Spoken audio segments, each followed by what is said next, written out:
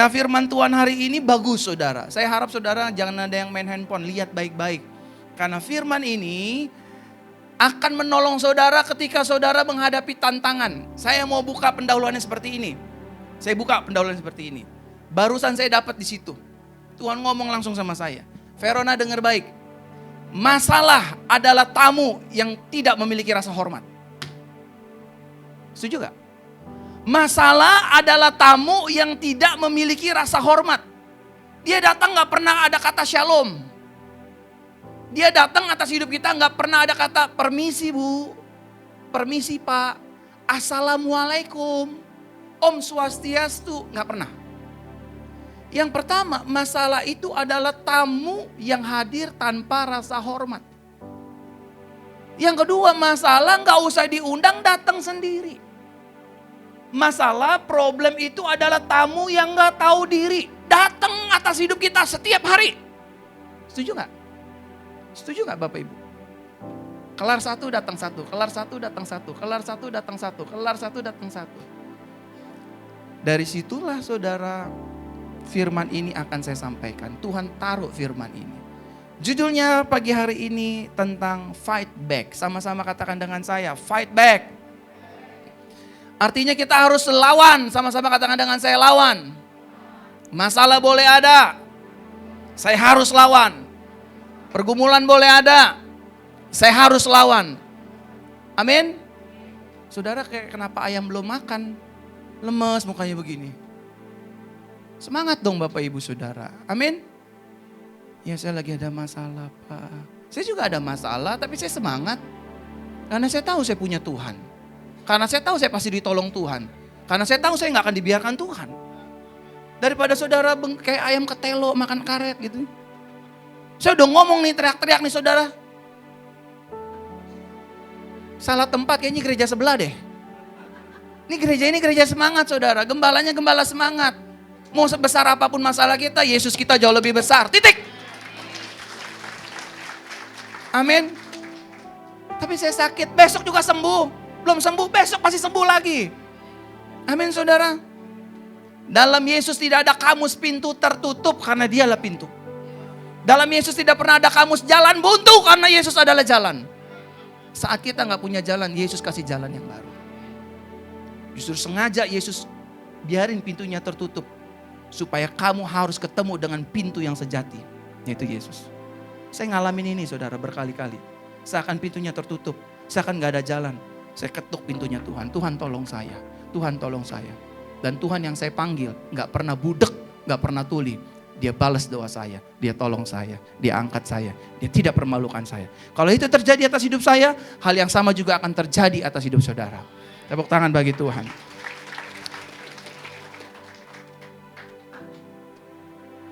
Nah saudara terkasih dalam Tuhan, firman Tuhan dengan jelas mengatakan bahwa peperangan orang percaya itu bukan melawan darah dan daging. Saya ulangi sekali lagi. Peperangan saudara dan saya sebagai orang percaya itu enggak melawan darah dan daging. Coba lihat kanan kiri Bapak Ibu Saudara. Colek, ada darahnya enggak? Ada dagingnya enggak? Berarti dia bukan musuh kita. Mertua kita ada darah, ada dagingnya enggak?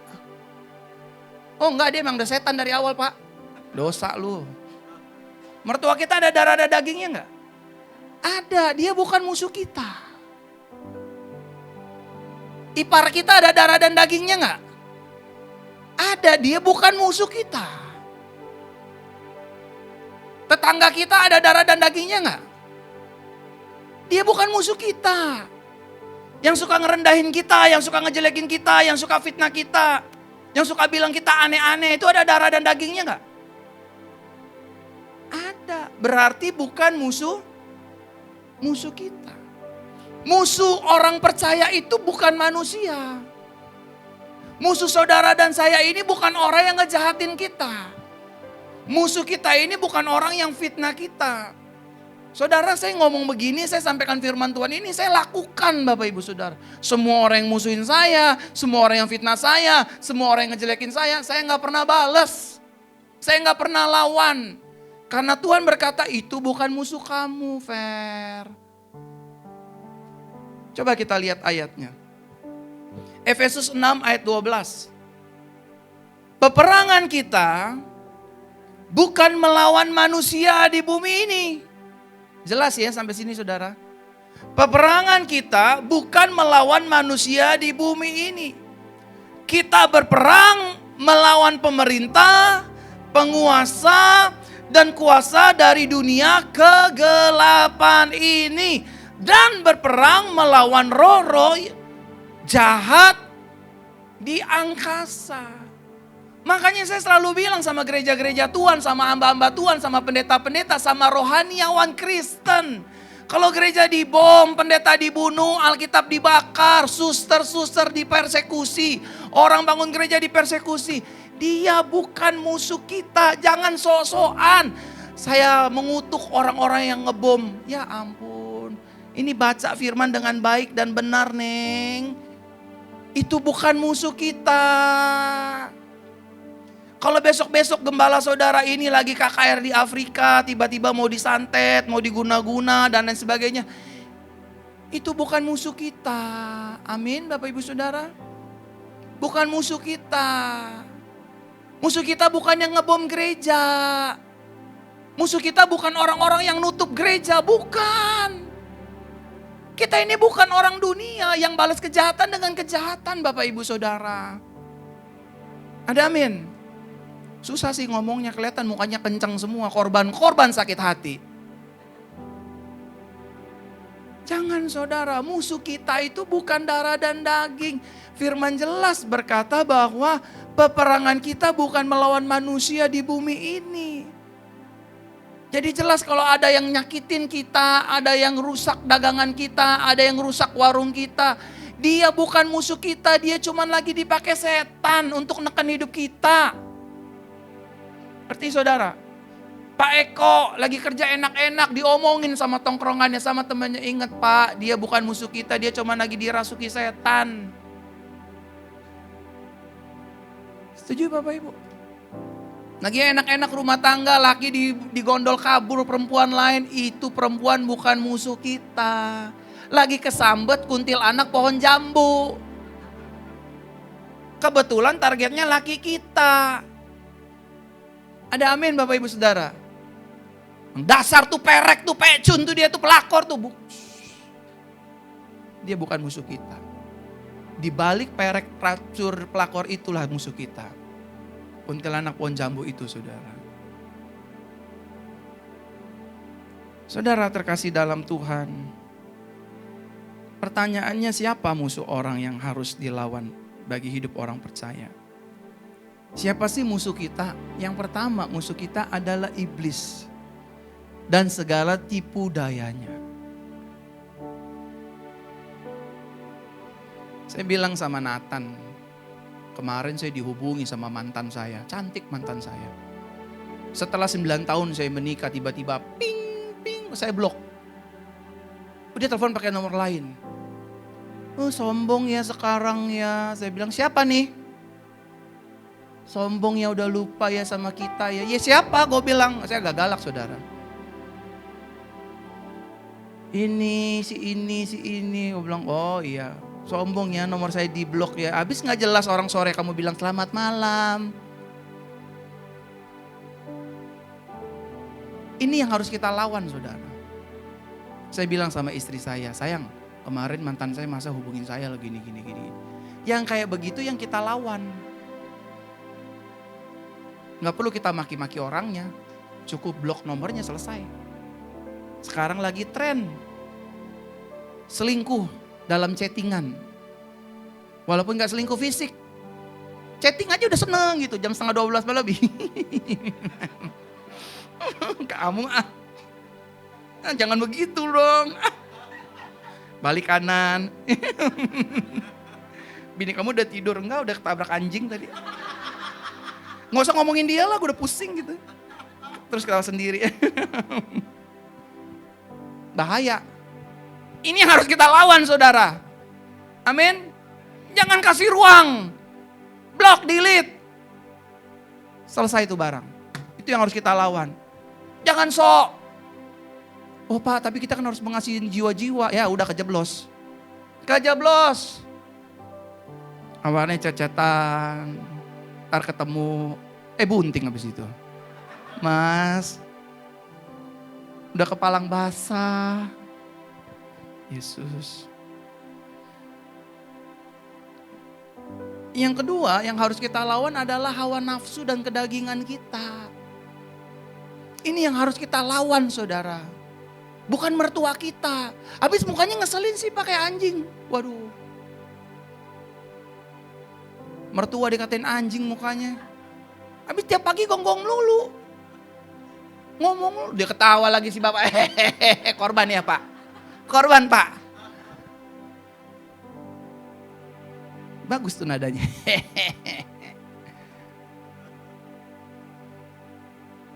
Hawa nafsu dan kedagingan harus kita lawan Bapak Ibu Saudara. Amin. Saya barusan bilang sama Ina, berkali-kali saya diberkati Bapak Ibu Saudara. Berkali-kali saya diberkati bupati, diberkati pejabat-pejabat. Itu uangnya saya masukin gereja saudara. Buat kita semua. Buat ini tetap running well. Kalau enggak, nih orang yang berdiri di depan saudara, waduh udah ganteng banyak duitnya lagi. Kenapa saya harus lawan kedagingan dan hawa nafsu saya? Karena saya tahu berkat Tuhan yang menjadikan kaya. Susah payah saya gak akan menambahnya. Jadi saudara harus lawan, kalau itu bukan duit saudara, itu bukan hak saudara, lawan. Balikin, itu bukan uang saya, itu uang orang. Itu hak orang, jangan pernah ambil. Makan angin nanti saudara. Saya kasih. Saya jadi teladan contoh baik dari dekat untuk Nathan. Teladan baik, contoh baik dari dekat untuk Pastor William. Pastor Michelle, Pak Hendra yang orang-orang yang selalu dekat sama saya. Pak ini ada berkat, oh ya udah buat gereja ya. Pak ada berkat buat gereja. Pak ada berkat buat gereja. Pak ada berkat buat gereja. Kalau kita bisa lawan kedagingan dan hawa nafsu kita saudara. Makin hari makin diubah. Kita tuh, aduh ampun, belajar rendah hati saudara. Saya bilang begini sama Nathan, saya memilih lebih baik gak dihargai orang daripada dipuji-puji dengan pujian palsu. Kalau direndahin orang enak saudara, kita gak ada beban. Amin. Tapi kalau kita ngerasa paling kenal, ngerasa paling kaya, ngerasa paling hebat, ngerasa paling gitulah. Kalau saya dilihatin sama Koyedi begini, ngapain ngeliatin gue begitu? Pasti begitu saudara. Pride-nya nongol. Karena ngerasa pendeta terkenal, karena ngerasa pejabat terkenal dan lain sebagainya. Saya bilang sama Pastor William kemarin kita ada acara apa tuh? Pertemuan orang Ambon. Saya khotbah. Mungkin kita doang yang bertiga yang rada gila, ragil. Semua orang yang duduk kita salamin satu-satu. Shalom, shalom, shalom, shalom, shalom. Semua sampai dalam. Shalom, shalom, shalom. Karena saya mau lawan my ego, my pride. Walaupun gak harus seperti itu. Karena saya percaya firman Tuhan, barang siapa merendahkan diri di hadapan Tuhan, dia akan ditinggikan Tuhan. Tapi sebaliknya, kalau kita ngerasa hebat, ngerasa paling dibutuhin. Karena saya kan punya jabatan, kan saya punya pangkat. Saya gak pernah merasa dipermalukan oleh Tuhan. Walaupun saya mulai dikenal banyak orang. Kalau saya melayani di gereja orang ada 800 jemaat, 800-nya saya kasih salam. Saya salamin saudara. Capek memang iya. Kita tuh harus belajar melawan kedagingan kita. Amin. Makanya Tuhan tuh selalu bilang sama saya, pesan dari dulu sampai sekarang, pes lagi. Verona jangan sombong, Verona jangan sombong, Verona jangan sombong, Verona jangan sombong, Verona. Yang selanjutnya yang harus kita lawan adalah pikiran negatif kita, saudara. Sama-sama katakan dengan saya harus lawan pikiran negatif saya. Pikiran liar itu harus kita lawan. Baru batuk dikit, jangan-jangan paru-paru nih. Lawan saudara. Cewek-cewek jomblo di tempat ini lawan, saya pasti dapat jodoh. Saya pasti dapat pasangan hidup. Justru jangan ngomong sebaliknya. Aduh mah, ini umurnya 32 bagaimana nih mah. Kucing aja ada pasangan, masa aku jomblo. Masa diri samain sama kucing? Aduh. Semua orang pasti punya utang dalam menjalani hidup ini, betul gak? Kalau gak mengutangi, memiutangi, berhutang. Gak usah nyerah saudara. Aku masih punya Tuhan. Lawan nih pikiran negatif liar kita, lawan. Saudara harus perkatakan perkataan yang sebaliknya, perkataan positif. Ini salon aku pasti diberkati, pasti rame, daganganku, jemaat ini pasti rame. Walaupun faktanya masih segini, ngomong terus saudara. Mumpung ngomong itu gratis, nanti kalau udah ngomong dikasih pajak, selesai loh. Saudara harus lawan pikiran negatif ini, bagaimana ya, ini bagaimana ya, ini bagaimana ya. Besok bayar cicilan, besok bayar gaji, besok bayar ini. Kemarin waktu saya, ini orang yang ngomong sama saya orang kaya loh saudara. Bukan orang miskin, orang kaya kemarin. Saya kaget, dia biasanya memberkati saya dengan uang yang cukup banyak, bertumpuk-tumpuk lah. Dia bilang begini, Pak, kalau saya bisa berdiri sampai hari ini itu karena kemurahan Tuhan. Amin, saya bilang. Mantap, Pak. Sekarang saya kalau mau bayar gaji karyawan saya, Pak, saya udah berserah aja sama Tuhan. Bagus! Dia udah gak ngandelin lagi pendapatan income pasif bulanannya. Saya bilang, good! Saya gak tahu lagi Pak harus bayarnya gimana. Keren nih orang hatinya. Saya bilang, Pak, percayalah Pak. Bapak ini dipakai Tuhan memang untuk memberkati banyak orang. Jangan takut Pak. Taburan yang Bapak sudah tabur ke banyak hamba Tuhan, ke banyak gereja Tuhan, Bapak akan tuai. Bapak gak akan dipermalukan. Saya udah alamin itu Pak. Tapi sebaliknya kalau Bapak kekep sendiri, pelit sendiri, makan sendiri, bukan masalah nominalnya. Bukan masalah nominalnya. Karena Yesus pernah memperhatikan persembahan janda miskin. Dari jauh di bait Elohim dia perhatikan. Apa yang dia berikan. Ternyata bukan nilai sedinarnya.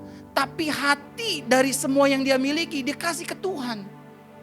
Tuhan tuh memperhitungkan itu Pak, saya bilang.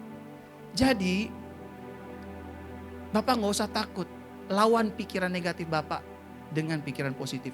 Saya sudah menabur banyak untuk Tuhan. Saya pasti diberkati Tuhan. Amin. Para pelayan Tuhan, betul kamu gak nabur secara uang, tapi kamu nabur tenaga buat Tuhan untuk melayani sesama kita. Percayalah kamu gak dimaluin sama Tuhan. Kamu gak mungkin dipermalukan sama Tuhan. Tuhan sudah menilai kamu, oh Linda begini, oh Hendra begini, oh Nanita begini, oh Lilis begini, oh Elizabeth begini, Nathan begini, oh Verona begini. Nanti teller sorga akan telepon kita, Elizabeth, ambil tabunganmu, berikut bunga-bunganya, ambil nikmati sama anak-anakmu. Michelle, saya dari sorga ingin mengasih tahu bahwa berkatmu sudah siap, sudah ready. Daripada mikirin yang enggak saudara. Aduh mah ini jerawat aku jangan-jangan tumor. Ya ampun. Jangan punya self pity spirit saudara. Lawan, sama-sama katakan dengan saya lawan. Yang selanjutnya yang harus kita lawan adalah ketakutan dan kekhawatiran kita. Lawan ini saudara. Jangan mau ditekan sama kekhawatiran. Jangan mau ditekan sama ketakutan. I know manusia punya rasa takut, punya rasa khawatir. Tapi jangan sampai rasa ini membelenggu kita. Jangan sampai. Saya mau tanya sama saudara ya. Saudara bisa jawab dari hati saudara yang tulus dan jujur. Ada gak satu perkara yang gak bisa Yesus lakukan? Coba jawabin saya. Kira-kira ada gak perkara yang Yesus gak pernah lakukan dan tercatat dalam Bible? Ada gak? Orang lapar aja dikasih makan saudara. Orang sakit Yesus sembuhin. Orang yang merasa dosa aja insecure sama diri sendiri Yesus pulihkan. Yesus kuduskan. Ada gak yang Yesus gak pernah bisa lakukan dalam hidup ini lewat Bible? Jadi gak mungkin masalah kita, ketakutan kita, pergumulan kita gak Yesus tolong, itu gak mungkin. Itu pikiran setan saudara. Halo? Itu pikiran setan. Saya udah melihat banyak orang sakit-sakit parah disembuhkan Tuhan saudara. Udah banyak. Saya udah melihat orang-orang miskin diubah Tuhan jadi kaya raya, sukses, berhasil dan lain sebagainya. Kenapa itu gak terjadi? Karena kita mau dijajah. Karena kita hidupnya terus mau ditekan sama masalah, sama pergumulan. Kesusahan sehari cukup sehari. Saya udah pernah kesaksian berkali-kali di tempat ini tentang masalah uang ya Bapak Ibu ya. Saya kan kalau ngomong uang gak lagi minta uang sama saudara. Kalau saya lagi ditekan sama iblis tentang masalah uang, tentang masalah tagihan, saya gak pernah takut saudara. Saya gak pernah khawatir, walaupun saya takut, saya khawatir, tapi saya gak mau dikuasai itu.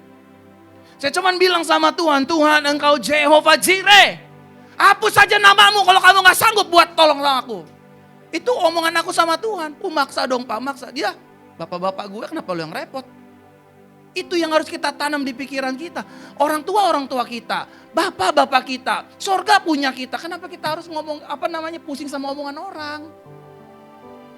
Ngomongannya terus, Bu, Mami Elizabeth, ini aku lapar nih. Masa dibawa saya ke tukang uler? Pasti yang benar kan pasti, ya udah sabar, tunggu ya. Nah, kata tunggu itu kita harus sabar, kita harus belajar percaya. Nggak mungkin dia bawa saya ke toko sepatu ketika saya lapar. Possible. Jangan takut, jangan khawatir. Kita pasti sehat, kita pasti sembuh, kita pasti dipulihkan. Tapi kita belajar sabar menanti pertolongan waktunya Tuhan. Kan saya udah pernah khotbahkan di tempat ini tentang proses. Untuk membuat kita kaya itu gampang banget saudara. Untuk membuat ini kaya, untuk membuat ini terkenal, untuk membuat ini hebat dan lain sebagainya. Seperti memutarbalikkan telapak tangan Tuhan plek. Tapi buat apa dia kaya, dia sukses, dia berhasil kalau dia belum diproses hatinya. Dia akan sering tunjuk-tunjuk muka orang. Ini semua karena saya, ini semua karena saya, ini semua karena saya. Aduh. Akhirnya hidup kita gak jadi berkat, jadi batu sandungan. Ada banyak hamba Tuhan hidupnya jadi batu sandungan. Banyak pendeta, banyak gereja jadi batu sandungan. Karena cuman maunya terkenal, maunya kaya, maunya hebat, maunya sukses tanpa memikirkan fondasinya. Makanya saya nikmati sama Bu Yayu, sama Bu Rosma, sama Ko Edi dan keluarganya. Aku enjoy. Sebelum nanti Tuhan banjiri gereja ini dengan jemaat. Karena itu pasti akan datang saudara. Itu pasti akan datang menghampiri kita. Jadi kalau saudara yang hari ini dagang kelihatannya sepi, enjoy, bersyukur karena ada saatnya. Tuhan tidak rela melihat daganganmu sepi. Tuhan tidak rela lihat tubuhmu sakit. Tuhan tidak pernah rela melihat pekerjaanmu gitu-gitu aja. Tuhan gak pernah rela melihat hidupmu ngontrak terus. Satu hari nanti kamu gak ngontrak, aku kasih kamu rumah. Tepuk tangan buat Tuhan.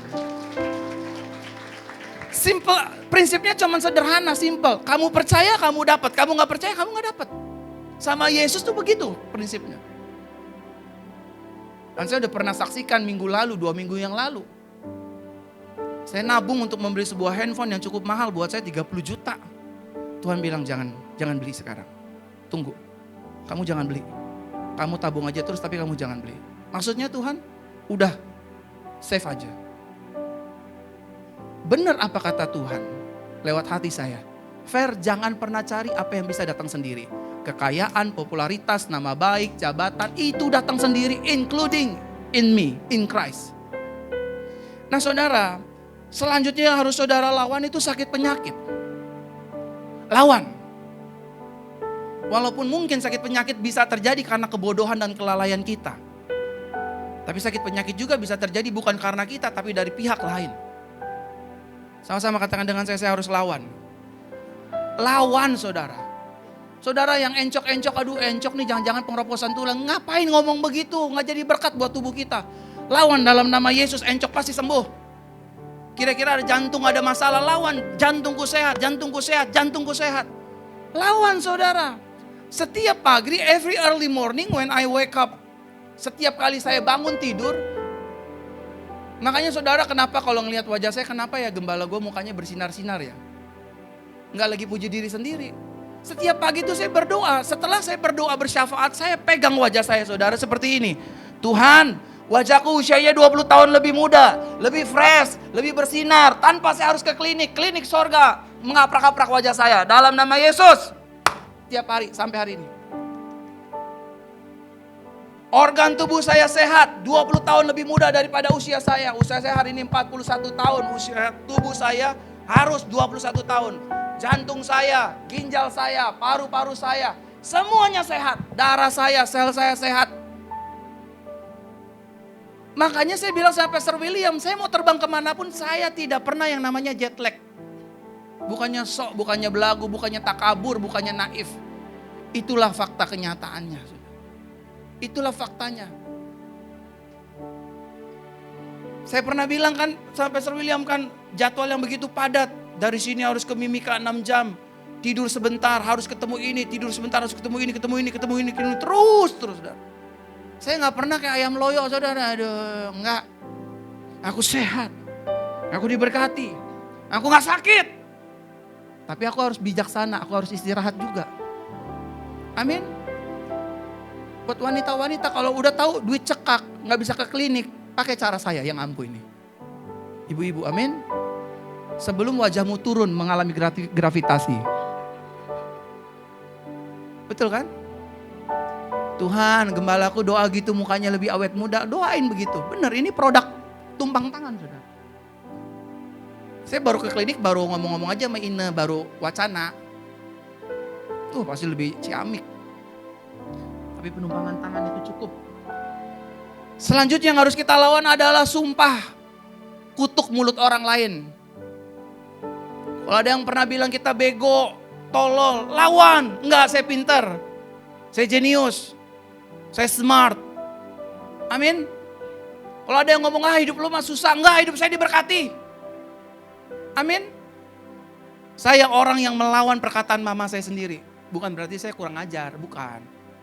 Perkataan yang mana dulu harus kita saring. Karena maaf untuk ngomong ini ya, tidak semua perkataan orang tua itu membawa berkat buat anak. Goblok lo, itu kan gak berkat. Lo anak siapa sih? Ya anak elu lah. Bagaimana pakai nanya, lo anak siapa sih? Tadi kakak kan lu bapaknya. Makanya waktu saya dibilang sama mama saya, nih anak apa sih namanya? Bohwat. Ini anak amsyong. Ini anak gak ada berkat. Enggak, saya lawan. Saya anak Tuhan Yesus. Saya diberkati. Saya jadi kepala. Saya sukses. Saya naik. Saya ditolong. Saya diberkati Tuhan. Orang-orang nyumpain gereja ini, nyumpain pelayanan saya, tidak ada satupun yang berhasil. Karena Tuhan kita, Yesus kita, Tuhan yang sanggup, yang ahli mengubah kutuk menjadi berkat. Amin. Kalau tampang kayak dia sih bakal perawan tua nih sampai selama-lamanya, lawan. Enggak, saya pasti punya tulang rusuk. Enak aja, babi aja ada tulang rusuknya, masa saya gak punya? Lawan. Amin, saudara. Saudara yang ingin punya anak, lawan. Enggak, kandungan saya kata Tuhan diberkati. Enggak mandul. Lawan kata-kata busuk orang. Dagangan lu mah sepi. Enggak, dagangan gue rame. Ngomong tuh sama toge, sama pare, sama kentang, sama tempe. Ngomong, kamu pasti dibeli orang. Lah emang bener. Emang bener. Kenapa kita sepertinya tabu ngomong begitu? Karena kita kebanyakan dijajah setan. Setan pakai orang gereja. Udahlah, jangan begitu-begitulah, takabur begitulah, mimpilah. Ya udah, kalau mau miskin sama pendeta dia, bareng aja sama dia. Kalau saya sih jujur di mimbar Tuhan, saya mau jemaat ini sukses, diberkati, bisa nabur dahsyat buat Tuhan, sama-sama gembala dan jemaat sama-sama nabur. Bukan buat saya. Saya garis bawahi, saya kaya bukan dari persembahan kalian. Saya kaya langsung dari tangan Tuhan. Caranya ajaib. Jadi kalau besok-besok saudara ngeliat, gembala gue naik Alphard, sorry ya. Kita gak main uang recehan. Kita mainnya teller sorga. Pastor Verona, ya malaikat, ini semua tabungan kamu sudah siap. Tinggal diambil, wah haleluya. Diciumin bini tiap pagi. Nah, setelah kita lawan, ada hal yang harus kita lakukan dalam menjalani hidup ini, saudara. Sebagai orang percaya, kita harus melakukan ini. Yang pertama, saudara jangan mau ditekan dengan masalah dan persoalan. Sama-sama katakan dengan saya, hidup saya gak boleh ditekan dengan masalah. Hidup saya gak boleh ditekan sama persoalan. Kenapa saudara gak boleh ditekan? Karena saudara ini orang merdeka. Sudah dimerdekakan sama Tuhan. Betul, hidup orang percaya ada masalah. Amin, ada. Tapi kita ini orang merdeka. Amin. Kita ini orang merdeka. Jangan mau lagi ditekan sama masalah, sama pergumulan. Kan kita udah doa. Makanya tuh saya tenang-tenang aja tuh. Waktu Ibu Gembala bilang, aduh Pastor Agam, kita harus bayar ini, kita harus bayar itu, buat gereja ini itu. Setelah doa saya tenang. Karena saya percaya pujian ini berkata, Kau selalu punya cara untuk menolongku. Kau selalu punya cara, keajaibanmu. Kau dahsyat dalam segala perbuatanmu. Sama-sama. Dan ku tenang di dalam caramu. Amin saudara. Boleh tepuk tangan buat Tuhan. Saudara jangan mau ditekan dengan masalah dan persoalan. Yang selanjutnya saudara dalam menjalani hidup ini gak boleh dibohongi sama setan. Gak boleh. Selama-lamanya kamu akan jadi perawan tua, jadi perjaka tua. Selama-lamanya emang kamu orang sial. Jangan saudara, kita ini anak Tuhan Yesus yang diberkati. Yang dimana Tuhan menyediakan rencana rancangan indah buat hidup saudara dan saya. Amin. Kan Tuhan bilang apa saja yang kamu kerjakan dengan aku pasti aku buat berhasil. Masalahnya kita gak mau percaya, kita maunya dibohongin iblis terus. Kayaknya sakit stroke-mu gak mungkin sembuh. Lawan saudara. Lawan. Yang selanjutnya yang harus saudara dan saya perangi. Jangan mau menyerah dengan keadaan dan situasi. Tuhan tahu kita lagi miskin. Tuhan tahu kita lagi ada masalah. Tuhan tahu kita menghadapi sakit penyakit. Tapi Tuhan tidak tinggal diam. Tuhan tidak tinggal diam. Saya mau tanya orang tua di sini, siapa angkat tangan kanannya? Orang tua. Udah saya bisa lihat dengan jelas dari sini warna rambut saudara ya. Jangan pura-pura, siapa orang tua? Diem gitu, pura-pura kayak masih jomblo semua. Orang tua. Bu, saya mau tanya Bu, kalau ibu bapak ngelihat perkembangan anak gak berubah-berubah, bosen gak? Saya mau tanya, bosen gak? Kira-kira dari umur 1 tahun sampai umur 12 tahun masih cuma bisa ngomong, mama. Udah umur sampai 37 masih, mama. Pasti kita kan sebagai orang tua harus bertindak untuk merapikan anak kita, bukan? Amin. Apalagi Tuhan, apalagi Yesus. Gak mungkin dia biarkan air mata kita terus jatuh dengan kesedihan. Dia akan ubah sekali-sekali air mata itu bukan karena kesedihan, tapi karena sukacita. Karena berkat, karena pertolongan Tuhan, karena mujizat Tuhan. Gak selama-lamanya kita nangis karena susah bayar kontrakan, bayar cicilan. Gak selama-lamanya.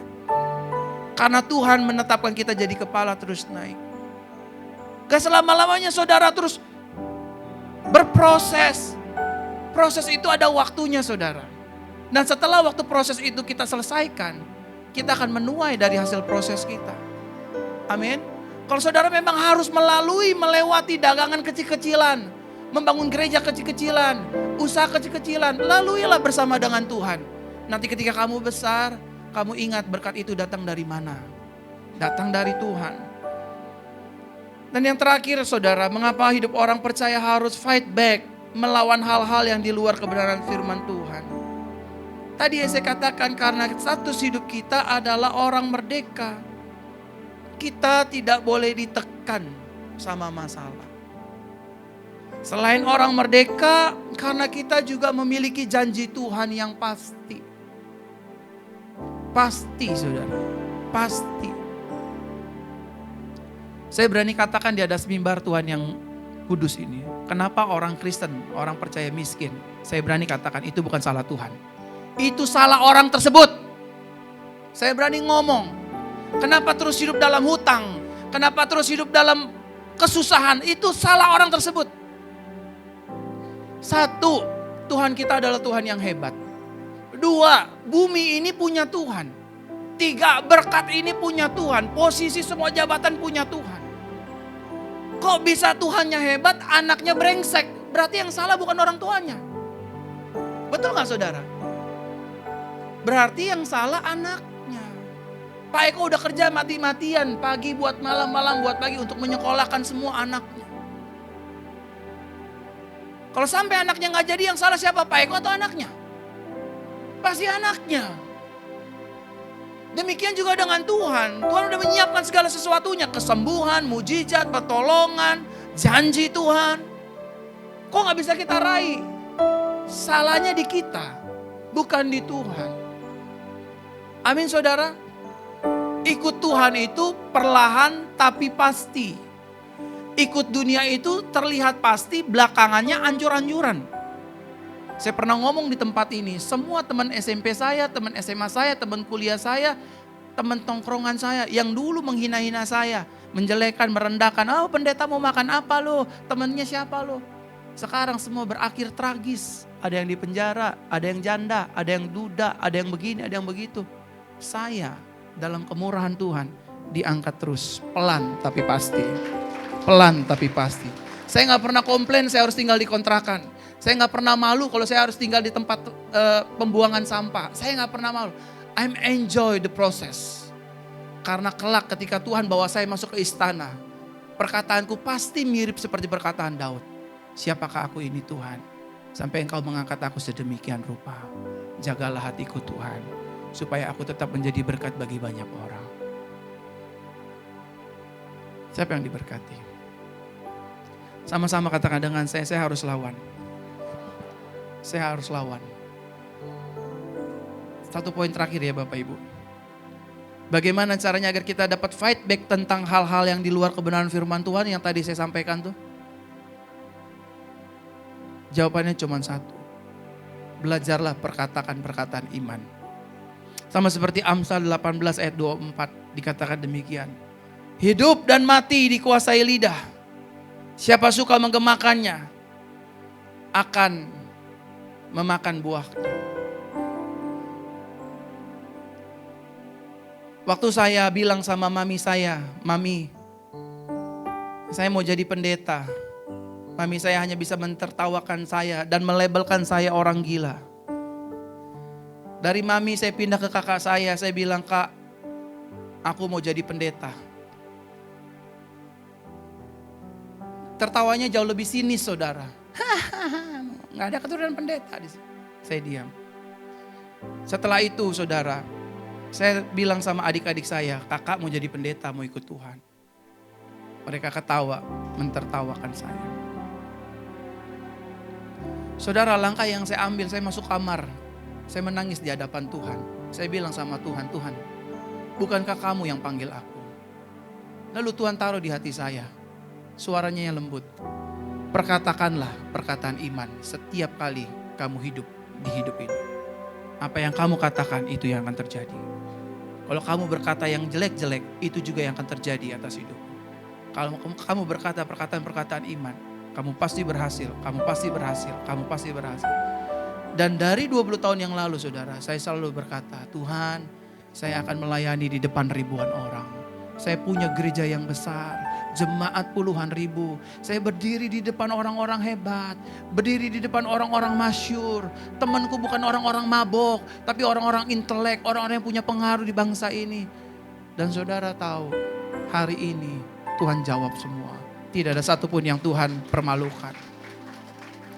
Saudara masih ada kesempatan. Frankie masih ada kesempatan. Masa depanmu cerah. Ngomong sama dirimu sendiri. Makanya saya selalu bilang, saya pernah khotbahkan di tempat ini. Saya kalau ke rumah tuh ngaca di kaca saya yang besar. Verona, kamu orang yang diberkati Tuhan. Kamu punya rumah besar. Anak istrimu diberkati Tuhan. Sampai tua kamu gak pernah susah. Kamu dalam perlindungan Tuhan. Kamu di tangannya Tuhan. Kamu gak pernah miskin. Kamu gak pernah berhutang. Kamu diberkati Tuhan. Apa saja yang kamu kerjakan Tuhan buat berhasil. Mau pecah-pecah tuh kaca. Tiap hari saya ngomong begitu saudara. Dan saudara maaf, dan hari-hari ini saya sedang mengalami kebaikan Tuhan. Saya gak cari berkat. Berkat itu datang berbondong-bondong. Berebutan saudara datang ke saya. Bahkan tanggal 25 pun saya mau istirahat dengan keluarga. Masih ada berkat yang menghampiri saya. Pastor, bolehkah datang ke rumah? Saya mau kasih berkat tuh.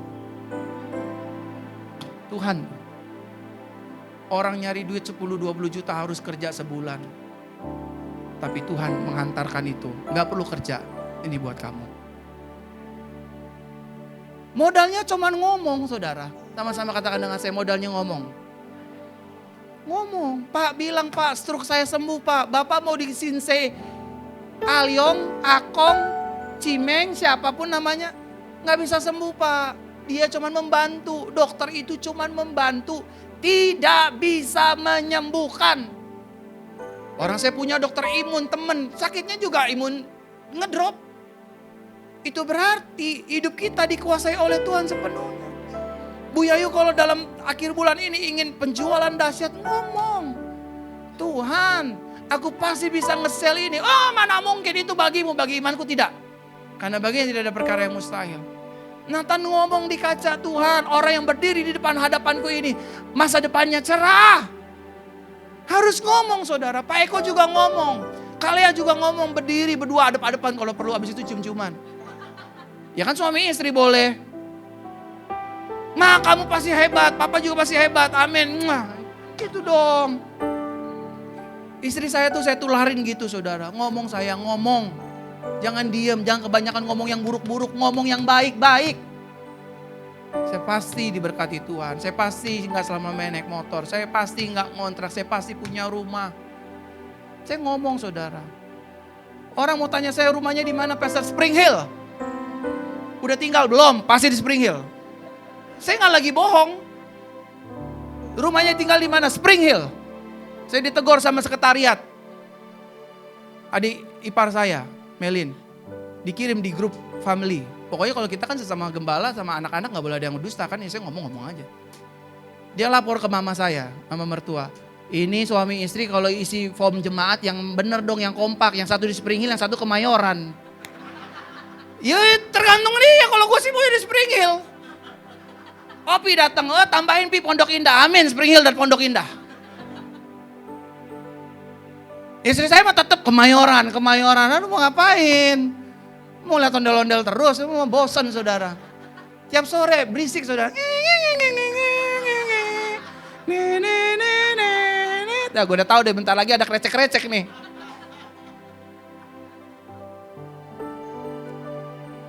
Saudara gini ya. Kalau gembala saudara ini, pendeta saudara ini matre, ngambilin duit jemaat, bolehlah saudara salahin saya. Kemakmuran saya ini kan bergantungnya sama Tuhan, setuju gak? Pernah gak kemakmuran saya bergantung sama Ko Edi? Ko Edi, perpuluhan malah kirim dong. Enggak kan? Enggak kan saudara? Lu mau kasih-kasih? Enggak. Pokoknya gue berkatin. Amin saudara? Makanya saya berani ngomong, saya bilang sama Pastor William, sama pendeta-pendeta di tempat ini. Besok-besok kalau kita khotbah, kita kaya di depan orang kaya kita khotbah. Ingat ya, kita pede karena kekayaan kita nggak dari dia, kekayaan kita dari Tuhan. Caranya banyak. Amin saudara. Gereja ini harus jadi gereja percontohan saudara. Karena sudah banyak jemaat Tuhan, pengerja Tuhan udah muak sama praktek-praktek oknum. Uang perpuluhan lah dimakan, uang persembahan lah dimakan. Gerejanya kayak, pendetanya kayak sendiri, jemaatnya susah, miskin, bodoh amat. Di sini nggak boleh. Kita bangun sampai besar budaya ini. Amin Bapak Ibu. Kita bangkit berdiri Bapak Ibu Saudara.